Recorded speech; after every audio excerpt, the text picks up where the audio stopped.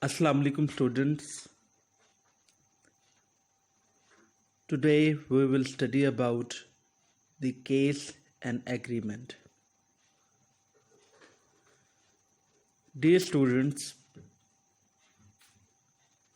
case is a grammatical category which is determined by the syntactic or semantic function of a noun or pronoun.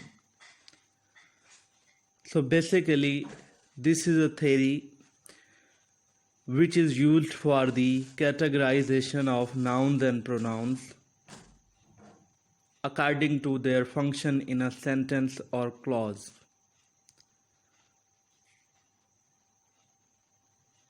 As you all know, syntax is the study of the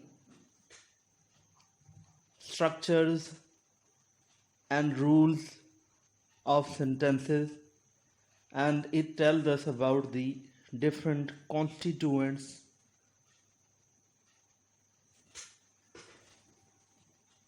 so case is also a way of categorizing nouns and pronouns for proper sentence making. Simply, we can say that a noun or pronoun plays a certain role in a sentence which gives it a case. For more understanding, we can say that the case of a noun tells us about the position of that noun in a sentence. So basically, case tells us about the syntactic position of a noun in a sentence. In English, there are 5 cases, and these cases are nominative case, accusative case, dative case, genitive case, vocative case. Let's discuss about all these cases one by one. I have also given examples here for a clear understanding. For example, the first noun case is nominative case. In this case, a noun is said to be in the nominative case if it is the subject of a verb. Subject, so when we say a noun is the subject, although you can understand it like a rule of traditional grammar of subject object verb, but basically different names are given to different nouns. So we all know that the subject is the person or thing which carries the action of the verb in the sentence. For example, Mr. Ram is an intelligent boy. So Mr. Ram is a proper noun here, and the case is nominative. The painter paints the portraits. The painter is a common noun, and it is used here as a nominative case. The number 2 is accusative case. Nouns and pronouns both are said to be in objective cases if they are direct objects of verbs and if they are the objects of preposition. Dear students, the many linguists or scholars, they categorize noun and pronouns together, but some scholars categorize nouns and pronouns having different cases. For a better understanding, I have categorized both noun and pronoun differently. At the moment, we are studying about the noun cases, and after noun cases, we will discuss pronoun cases. At some levels, they both have the same cases, like accusative case or objective case, which we will study later as well. So, accusative case is the case where the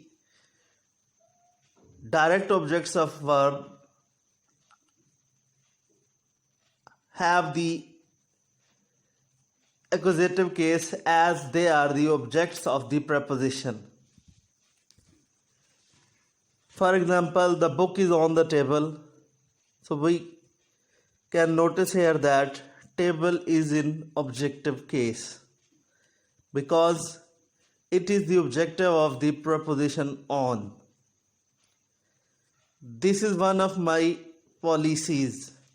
Here policy is in objective case because we are using it here as the object of preposition of.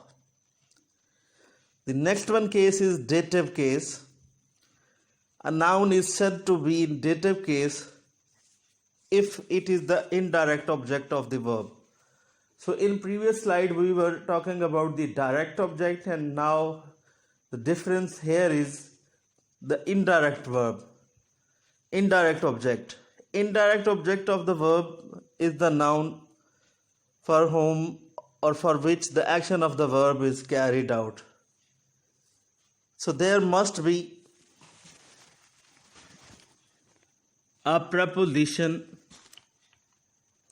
before the indirect object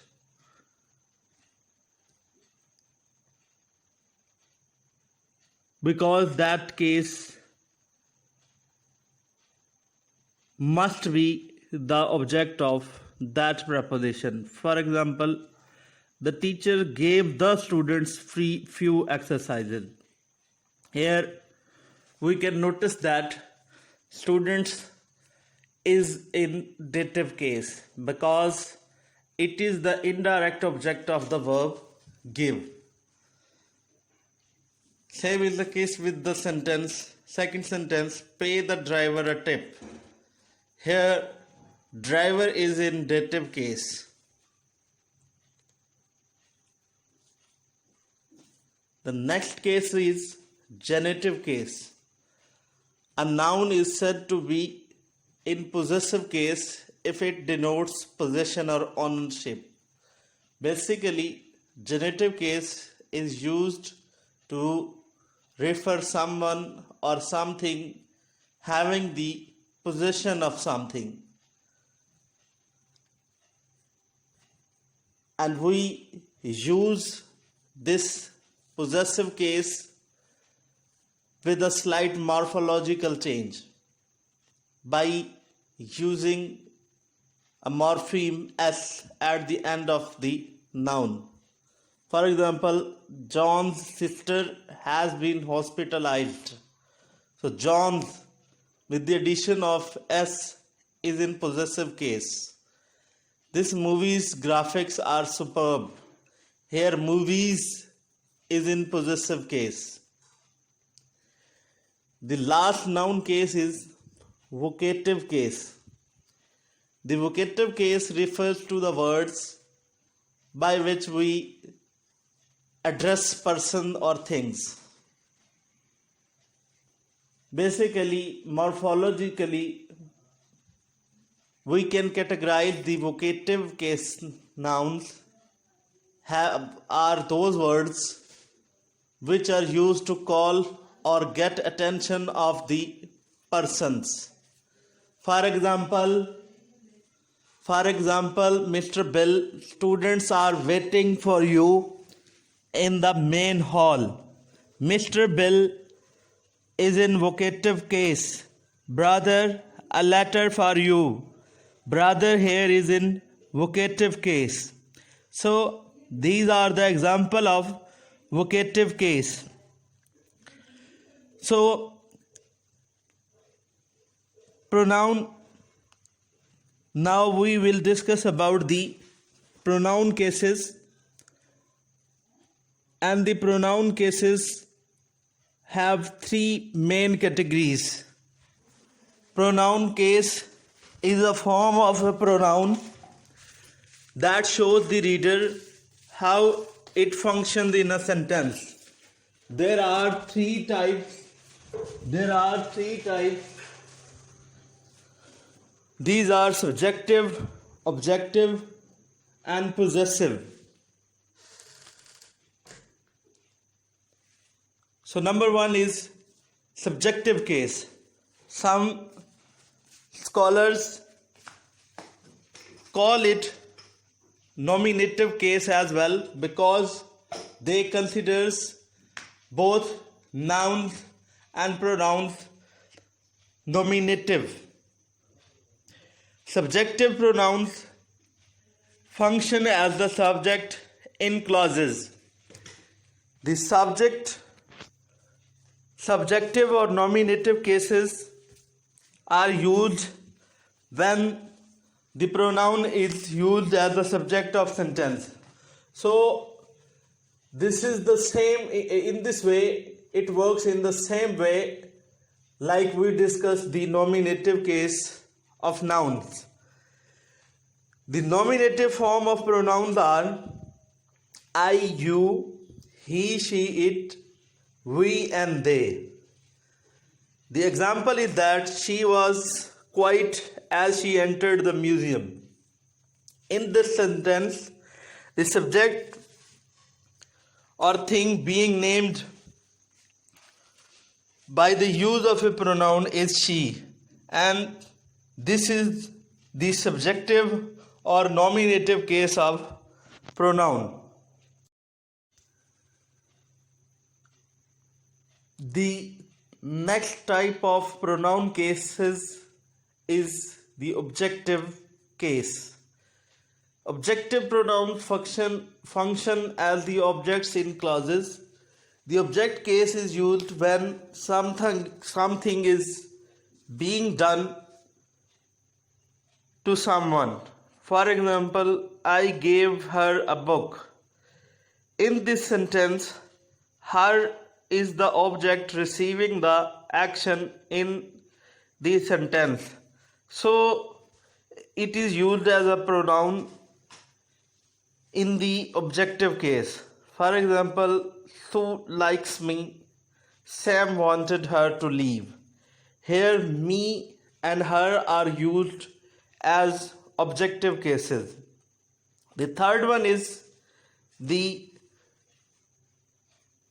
possessive case. A pronoun that is in possessive case is used to show the ownership or possession of something. Same like the nouns.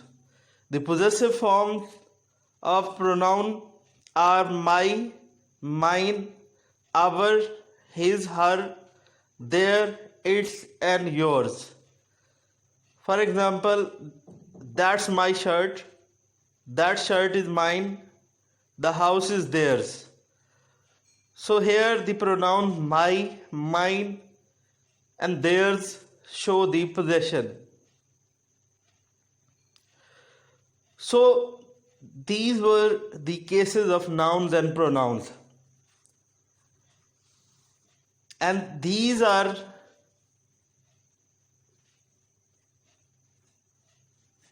used to show the function of a noun and pronoun in a sentence. The case system is also called morphological marking of words, and this morphological marking suggests its syntactic function. In simple words, words have special suffix at the end indicating the case. So basically, morphologically, the cases are shown with the help of suffixes which comes at the end in the form of inflection in nouns. But the nouns, particularly possessive cases, they change with the help of the addition of a morpheme s. For example, we can convert it from frog to frogs and marry to marries. So only possessive cases of nouns, they do change in English. The others cases of nouns, they do not change. But as far as pronouns are concerned, they do change morphologically in all three cases. So a comparative list is given here. We can see that mostly pronouns, they do change from nominative case to objective case and possessive case. For example, I, me, my, we, us, our, you, your, he, him, his, she, her, it, its, they, them, their. So morphologically they do change their forms. So basically we can notice that they change. So that's why it is very important to understand this morphological change when we are going to develop a proper sentence and its elements. The second part of this topic is the agreement. Agreement is basically the set of rules that regulate the relationships between the various parts of speech. Like case, it also deals with the set of rules.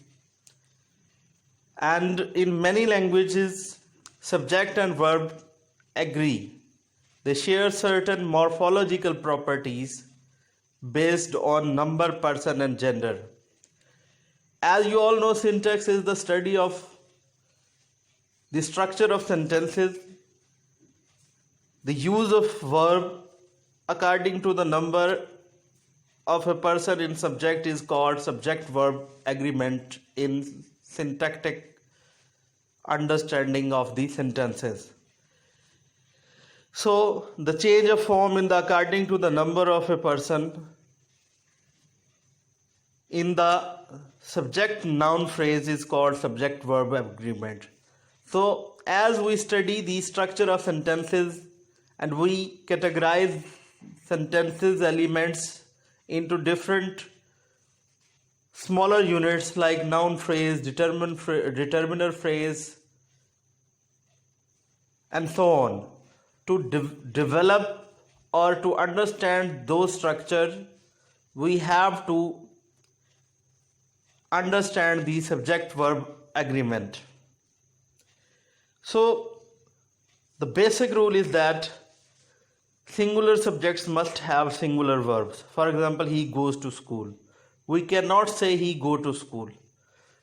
As you people have studied in generative grammar, we must have well-formed sentences. So well-formed sentences must have this rule that singular subjects must have singular verbs and plural subjects, they must have plural verbs like they go to school. The pronoun you always takes a plural verb. We do not use single verb with it. For example, you were invited to come, you are asked to clean to room, you sing so well. Here or there, if a sentence begins with here or there, the verb agrees with the subject which follows it. For example, here are the ways on how to preserve meat. There is a huge gap between the rich and the poor. So basically, when we start a sentence with here and there, it must agree with the subject like shown in the examples. There is another rule when we use either or neither nor. If we have two subjects, one is single and one is plural. So here the verb must agree with the nearer subject. For example, neither the players nor the coach is joining. So first we have a plural subject and then we have the nearer one is coach, which is singular, so we will use the singular verb. And in second example, either the conductor or singers are attending the concert. We have singular verb earlier and the nearer subject is singers, so we will use the plural verb. Singers are attending the concert. But we have another rule for either or neither nor. When we have two singular subjects joined by either or neither are, it must take a singular verb. For example, either mummy or daddy is coming with me at the outbound. So here both mummy and daddy are singular subjects and we use singular verb. Neither Ali or Ahmed is waiting for you. Ali and Ahmed are singular subjects, so we will use singular verb. We have some other words like with, as well, in addition to, accompanied by, and no less than. We use singular verb with these words or phrases. For example, Jack, accompanied by his sisters, is enrolling. So here we are using the singular verb. Daddy, as well as my brothers, is enjoying the party. Here we also use the singular verb. Then we have another rule. This syntactic rule is very important in developing a proper sentence. When two or more singular nouns joined by and. Here and is very important, that when we have two singular nouns joined by and, like Larry and Mercy are reading novels, we use plural subject. Ali and Hamza are working together. Then if we have a phrase containing a plural noun in which a singular subject is followed by a phrase of having plural noun, we use the verb is singular. For example, one of the boys is yelling so loud. So one is singular subject followed by plural noun boys, so we will use the verb is, which is singular. Then we have some indefinite pronouns having different rules. For example, pronouns several, few, both, many, others, they are used always as plurals. For example, both were asking to be freed, several were seeking justice. Here both and several, they are used as we use plural verbs here. Then we have another set of indefinite pronouns like some, most, all, none are singular or plural. They can be singular or plural, but they depend on the meaning of the sentence. For example, some of the girls were absent. So here we have used plural subject, so we will use the plural verb. But if we have singular subject, like some of the ice cream is left, so we will use singular subject. For more clarification, we have another example. All of the milk has spilled on the table. Here all refers to the milk and is singular. All of the books were sold last week. Here all refers to books and it is used as a plural. Then we have another set of pronouns: everybody, each, no one, another, anybody, nobody, nothing, everything, anyone. So we use singular verb with all these indefinite pronouns. For example, every man and woman in this hall is a member. When we have the expressions of time, money, weight and distances, we use singular verb with these words even though the form is plural. For example, 2 years is a long time to wait. $1 million was given back to honor. So here we can notice that even if the form certain time is plural, but we use the verb singular. There are some collective nouns like pants, trousers, scissors. We use the singular verb if we use pair, but if these words are used directly, we use plural verb. For example, the pants are torn into two.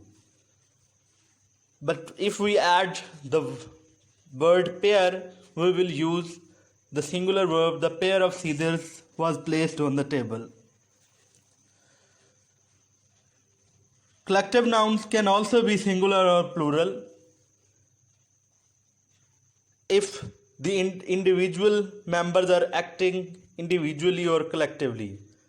For example, the individual nouns company, group or committee, they can act as collectively or individually.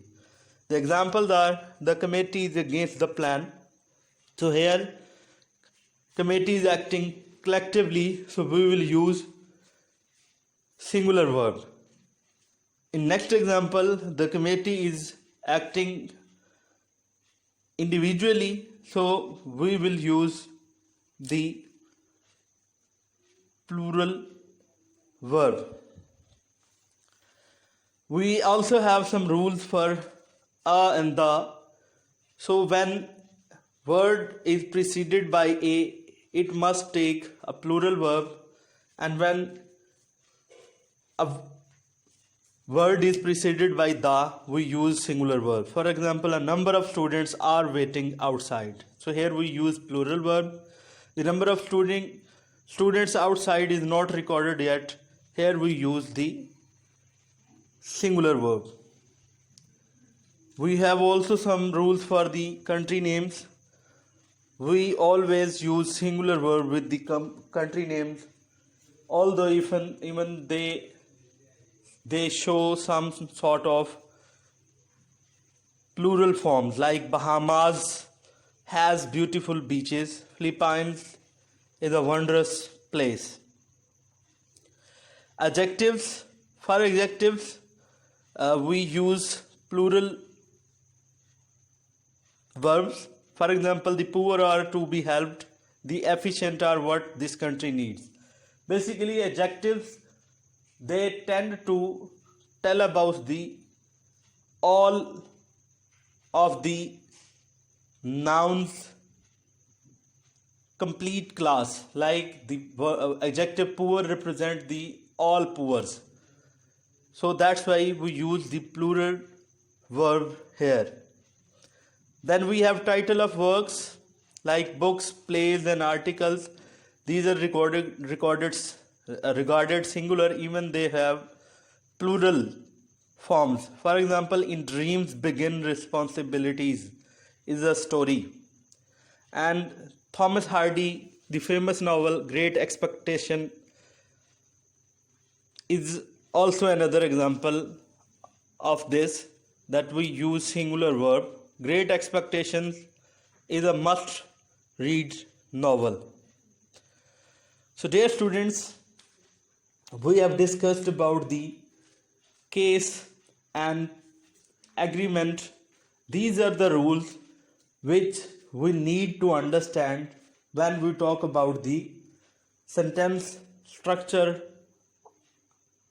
As we have so many elements like noun phrase, preposition phrase, verb phrase. So the rules for cases and agreement tells us the proper construction of the elements which make a complete sentence. So for this purpose we have 5 noun cases which we have discussed with examples along with 3 pronoun cases.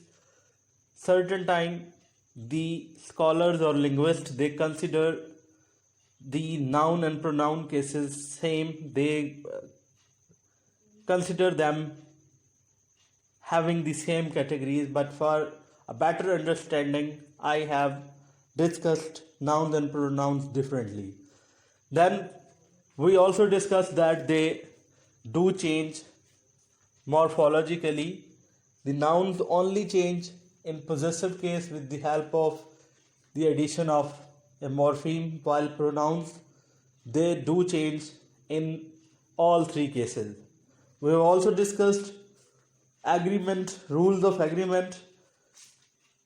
I have discussed some examples of subject verb agreement. These rules are necessary for the proper construction of sentences. There are some other rules which are available in dictionaries and grammar books. The use of proper agreement based on number and person is necessary to develop well-formed sentences in syntax. So this was all about the case and agreement. Thank you very much. Allah Hafiz.